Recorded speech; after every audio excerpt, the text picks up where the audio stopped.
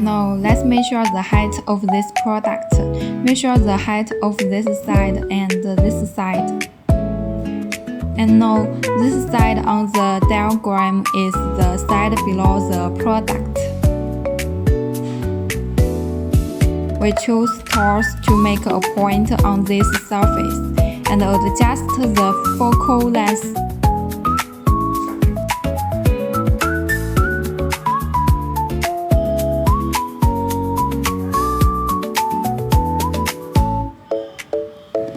Then contrast it to the top side and then click a point.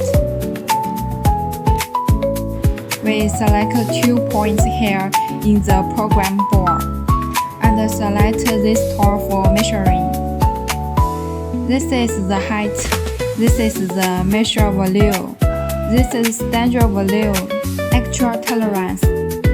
This is the standard tolerance.